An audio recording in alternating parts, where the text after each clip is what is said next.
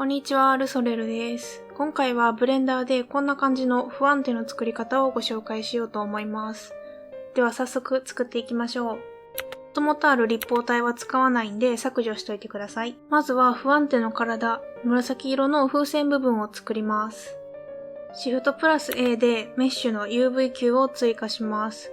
セグメントを10にしておきます。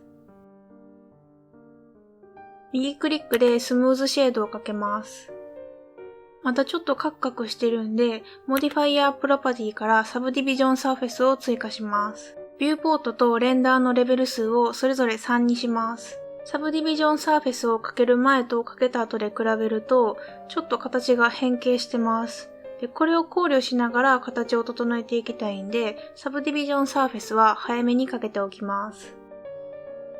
オブジェクトデータプロパティのノーマルにある自動スムーズにチェックを入れておきます。タブキーで編集モードにして上下の真ん中の頂点を選択します。O でプロポーショナル編集をオンにしたら SZ で上下にちょっと潰します。マウスホイールを回して影響範囲を調節しながら形を整えていきます。だいたいこんな感じですかね。プロポーショナル編集はオフにしておきます。次に風船のくくり口を作ります。下側の真ん中の頂点の一つ外側をぐるっと一周選択します。EZ で面を下に押し出します。だいたいこれくらいでいいかなって思います。今押し出した頂点が全部選択されている状態なので、一つ飛ばし選択に変更します。選択メニューからチェッカー選択解除を選択します。そうするとこんな風に一つ飛ばしに頂点が選択されました。真正面の頂点から一つ飛ばしで選択されるようにしたいんで、オフセットを1にしてずらします。そしたら GZ で上に移動させてギザギザさせます。ただ今サブディビジョンサーフェスがかかっているんで、ちょっと丸みを帯びた形になってしまっちゃってます。これを鋭角にするためにクリースを設定します。フルキーの2で辺選択にしたら、ワイヤーフレーム表示にして、球体から押し出した部分を全部選択します。シフトプラス E でクリースをかけます。マウスを動かして強さを変更します。ピンク色になるまで動かしてください。もし係数が1になってなかったら1にしてください。これで鋭角になりました。フルキーの位置で頂点選択にします。ギザギザのうち下側の頂点を全部選択して O でプロポーショナル編集をオンにします。S、シフト Z で Z 軸方向以外にちょっと拡大します。O でプロポーショナル編集をオフにしておきます。タブキーでオブジェクトモードにしてコントロールプラス A で回転とスケールを適用します。これで不安定の体ができました。名前をつけときます。次に顔をつけていきます。まずはバッテンから作ろうと思うんで、シフトプラス A のメッシュから平面を追加します。そしたらちょっと見にくいんで、スラッシュでローカルビューにします。RX90 で立たせます。そして SX で細くします。RY45 で少し傾けます。右クリックスムーズシェードをかけておきます。タブキーで編集モードにします。今はこんな風に面が一つだけなんですけど、この後球体である体に沿わせるときにちょっとガタガタしちゃうんで、先に細分化しておきます。分割数を4にします。タブキーでオブジェクトモードにします。そしたらスラッシュでグローバルビューに戻します。大きいんで S で縮小します。では体に貼り付けていきます。モディファイアプロパティからシュリンクラップを追加します。シュリンクラップはその名の通りでターゲットのオブジェクトにピタッと貼り付けてくれる機能です。ラップ方法をプロジェクト、スナップモードをサーフェスの上でターゲットをさっき作った体にします。オブジェクトがみんな白くて見にくいんで 3D ビューポートのシェーディングからカラーをランダムにします。これでオブジェクトごとにランダムに色が割り振られました。なんかちょっとプロっぽくていいですね。そしたらまだ今バッテンが体に埋まっている状態なので、シュリンクラップのオフセットをちょっとずつ上げます。0.01 やとまだちょっと埋まっている場所があるんで 0.02 にしておきます。これでバッテンが体の表面にひっつきました。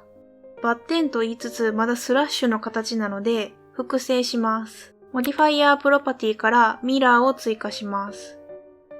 座標軸は X のままでミラーオブジェクトを体にします。これでバッテンが完成しました。コントロールプラス A で回転とスケールを適用しておきます。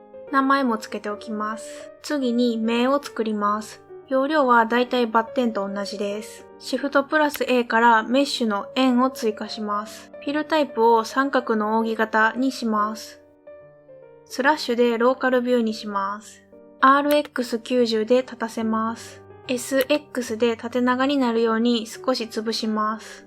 右クリックスムーズシェードを適用します。フィルタイプを三角の扇形にしてあるんで、今回は細分化はいらないです。スラッシュでグローバルビューに戻します。大きいんで S で縮小します。そしたらバッテンと同じようにモディファイヤープロパティからシュリンクラップを追加します。ラップ方法をプロジェクト、スナップモードをサーフェスの上、ターゲットを体、オフセットを 0.02 にします。バッテンがあるんでまだ埋まってるように見えるんですけど、この後動かすと見えるようになるんで、ひとまずこのままにしておきます。今まだ片目しかないので、両目にするために、モディファイヤープロパティからミラーを追加します。座標軸は X のままで、ミラーオブジェクトを体にします。次に、体を中心に目を移動させるために、トランスフォームピボットポイントを 3D カーソルにします。今、体の原点が 3D カーソルと同じ場所にあるんで、3D カーソルを選択しました。もし、体が違うところにあって、体の原点と 3D カーソルが違う場所にある場合は、体を移動させるか、シュリンクラップのラップ方法をターゲットの方線で投影にして、スナップで移動させたらいいかなって思います。R を押すと原点を中心にした回転なので、もう一度 R を押してトラックボール回転にします。大体の位置に移動させたら、シフトを押しながら移動させて微調整します。トランスフォームピボットポイントを中点に戻しておきます。これで目もできました。コントロールプラス A で回転とスケールを適用して名前を付けておきます。次に腕を作っていきます。シフトプラス A でカーブのベジェを追加します。スラッシュでローカルビューにします。RX90 で立たせて RY90 で縦向きにします。このままでいい感じなんで、今回は形を変更しないでおきます。そしたら、ちょっと細いんで太くするために、オブジェクトデータプロパティのジオメトリの中にあるベベルの深度を 0.01 にします。これでちょっと太くなりました。端をフィルにチェックも入れておきます。このカーブをメッシュに変換します。オブジェクトメニューから変換のメッシュを選択します。右クリックでスムーズシェードを選択します。この曲がってるところがまだちょっとカクカクしてるんで、モディファイヤープロパティからサブディビジョンサーフェスを追加します。レベルは2にしておきます。形ができたので、スラッシュでグローバルビューに戻します。GZ で下に下げて、GX で横にずらします。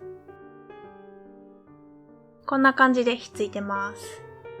今回はポージングをさせないんで、左側にも同じ腕がつくように、モディファイヤープロパティからミラーを追加します。座標軸は X のままで、ミラーオブジェクトを体にします。これで腕が完成しました。コントロール A で回転とスケールを適用して、名前を付けておきます。次に腕の先のハートを作ります。シフトプラス A からメッシュの立方体を追加します。スラッシュでローカルビューにして、点キーの7で真上からのビューにします。タブキーで編集モードにして、ワイヤーフレーム表示にします。右上の頂点を選択して、デリートキーで頂点を削除します。編集モードのままシフトプラス A で円柱を追加します。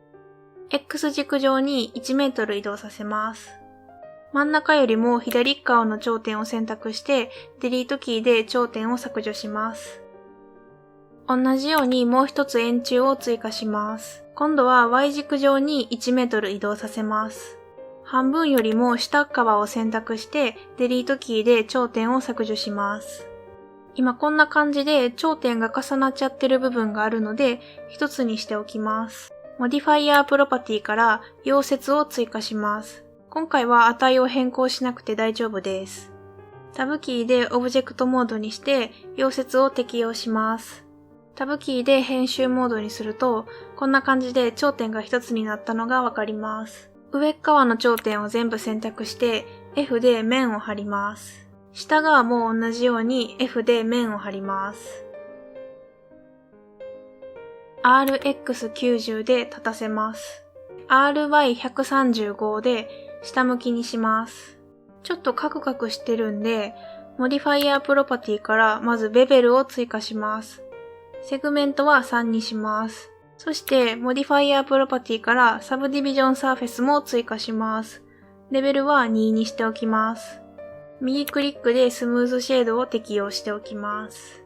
ちょっと分厚いんで、SY で薄くしておきます。スラッシュでグローバルビューに戻します。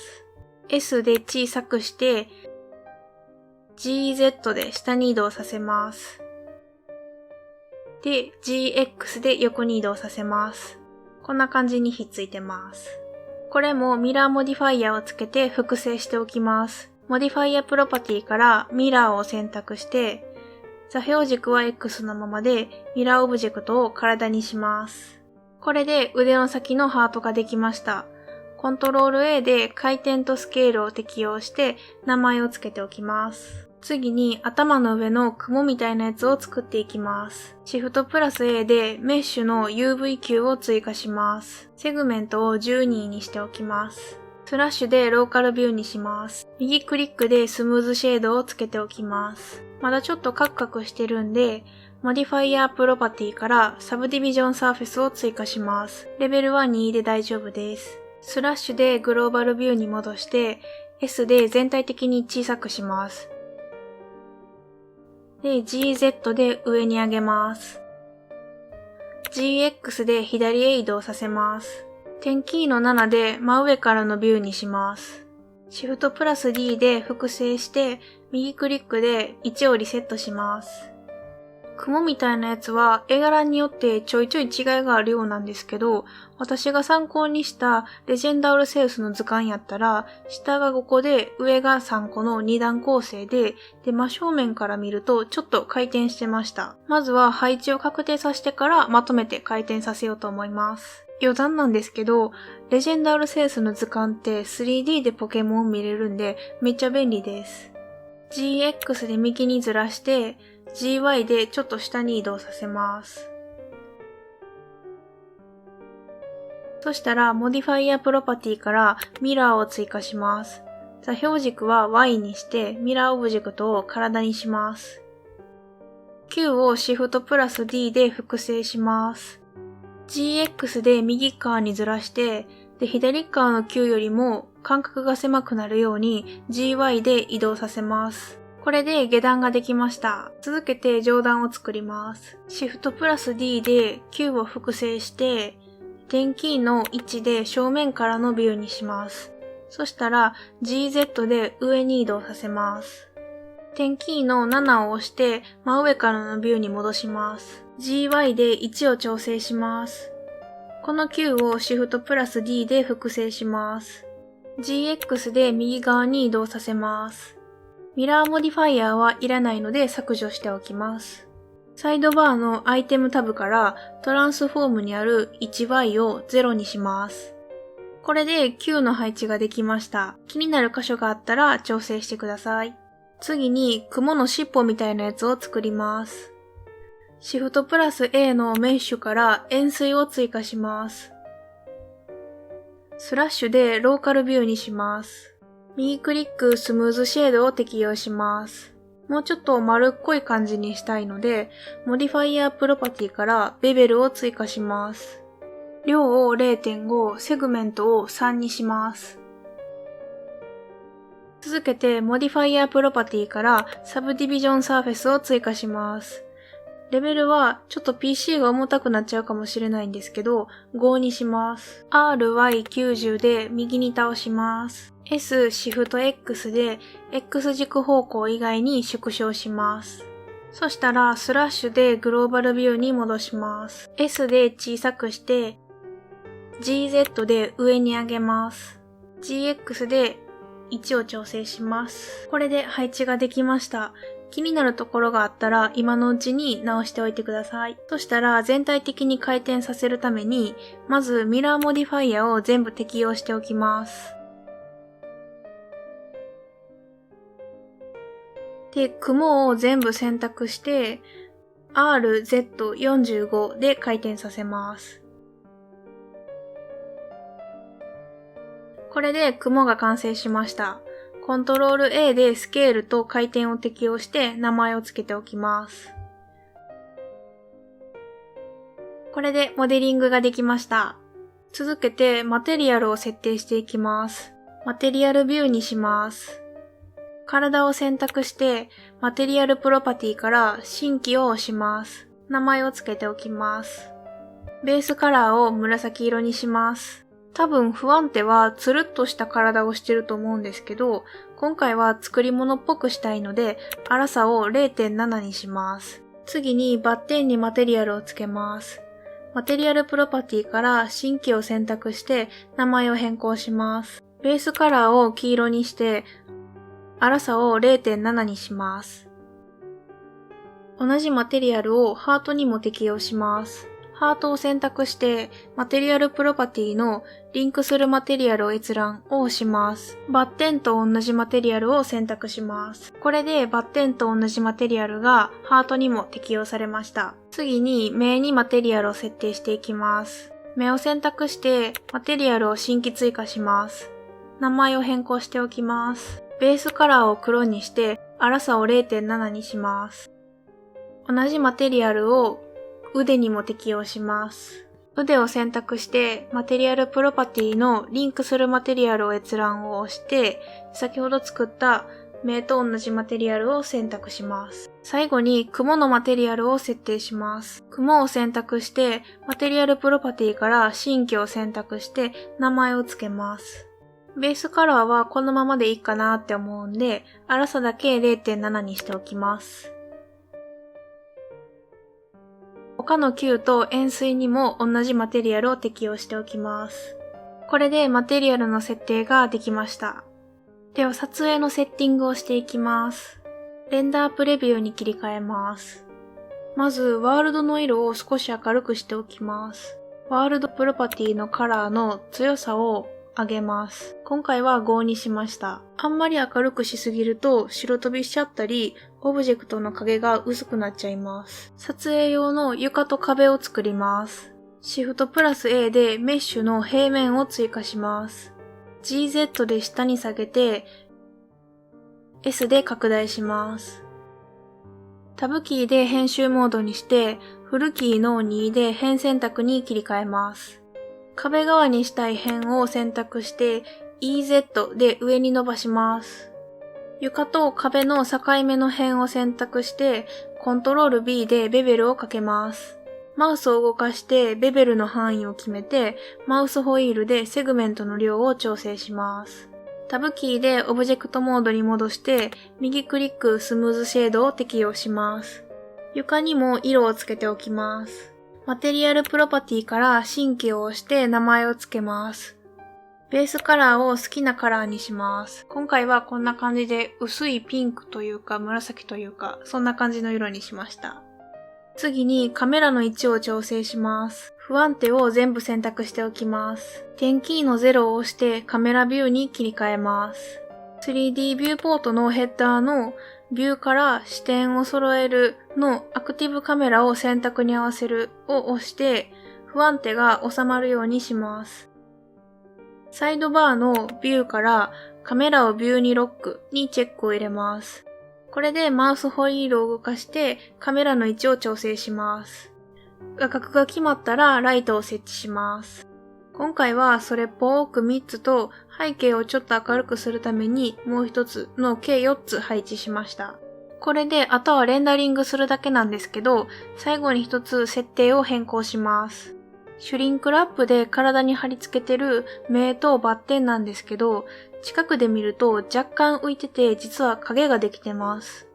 レンダーエンジンが Eevee の場合やったらそこまで細かく描写されないんですけど、サイクルズやったらこんな風に影がわかります。多分レンダリングしても今回はちっちゃいパーツなのでこの影は見えないと思うんですけど、一応消しておきます。目を選択してオブジェクトプロパティの可視性の中にあるレイの可視性のうち影のチェックを外します。これで影が表示されなくなりました。同じようにバッテンもオブジェクトプロパティの可視性の中にあるレイの可視性のうち影のチェックを外します。では F12 キーを押して出力です。お疲れ様でした。